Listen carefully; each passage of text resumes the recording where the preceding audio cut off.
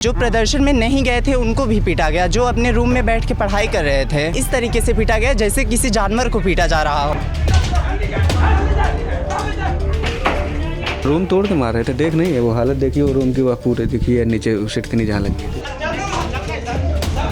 हम सब डर गए थे, ऐसा लग रहा था जैसे हम सब कोई आतंकवादी हैं सर। जो भी सरकार के खिलाफ आवाज उठा रहा है उसे विलन बता दिया जा रहा है। हमारा लाइब्रेरी वो भी बंद हो गया है। डर के मारे चलिए पुलिस अभी आएगी मारेगी।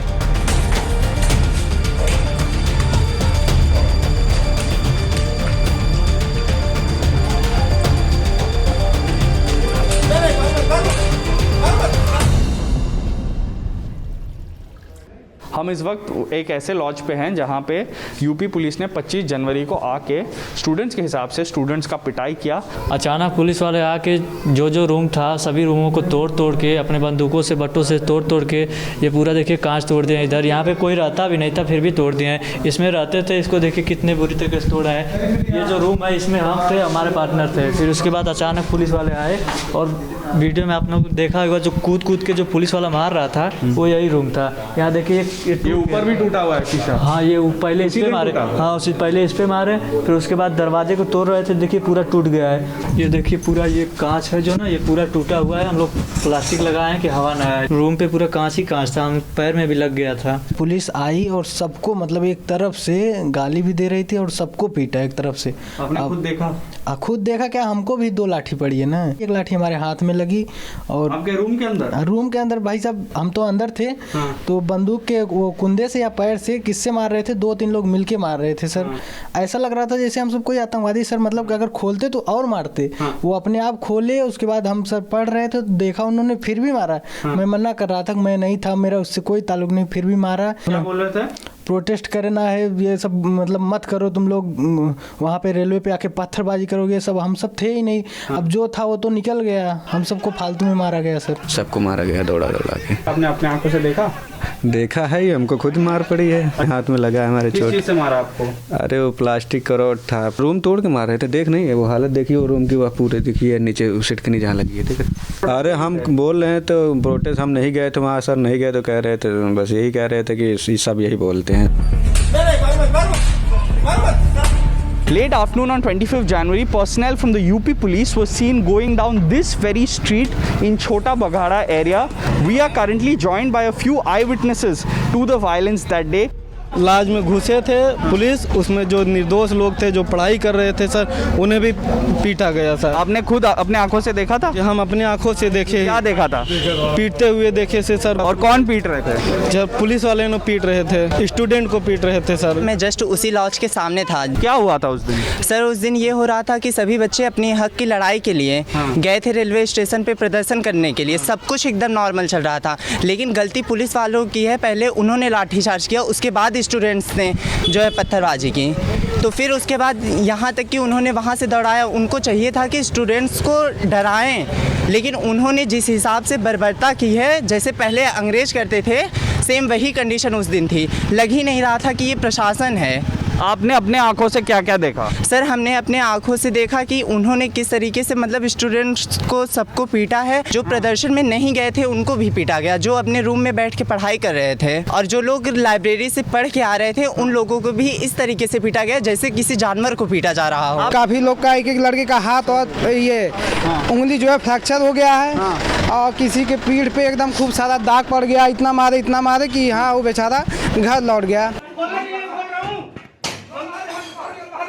अब स्टूडेंट्स की लाइफ की बात है तो स्टूडेंट्स अपने हक के लिए तो लड़ेंगे ही, ये तो जाहिर सी बात है। ग्रुप डी का था सर, उसमें एक एग्जाम लेना था ग्रुप डी में, उसका सर 2 एग्जाम फालतू में कर दिया। वो भी 15 दिन 1 महीने पहले नोटिस आया। जो एक पहला वाला पास करेगा उसको फिर दूसरा वाला भी पास करना पड़ेगा। उसके बाद जी सर, उसके बाद अपना वो जो फिजिकल टेस्ट वगैरह सब होगा।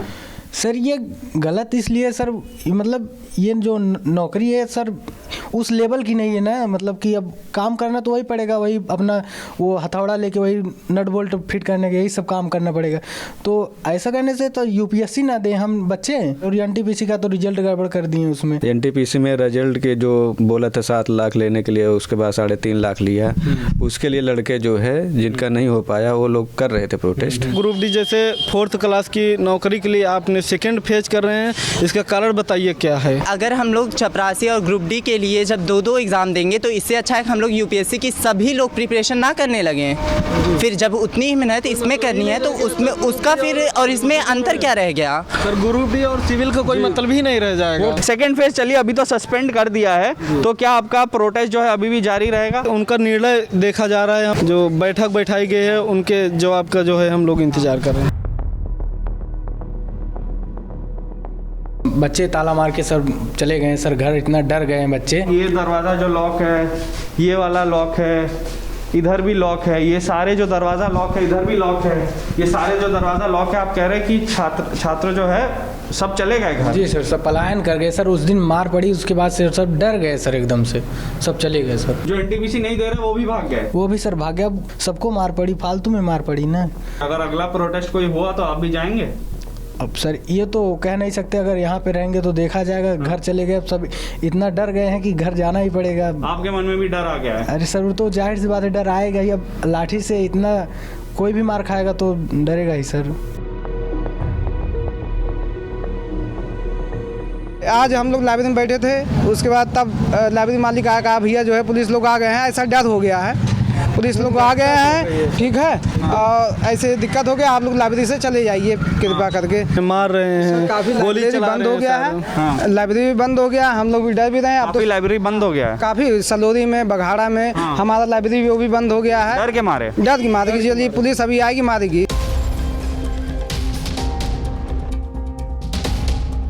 जो 19 में हुआ जामिया यूनिवर्सिटी में, उस समय बताया गया कि इनके जो छात्र हैं कुछ देश के मतलब जो अच्छा नहीं है देश के लिए वो काम कर रहे हैं। तो हम भी सोचने लगे थे यहाँ की वहाँ के जो छात्र थोड़ा बड़ा गलत किए हैं।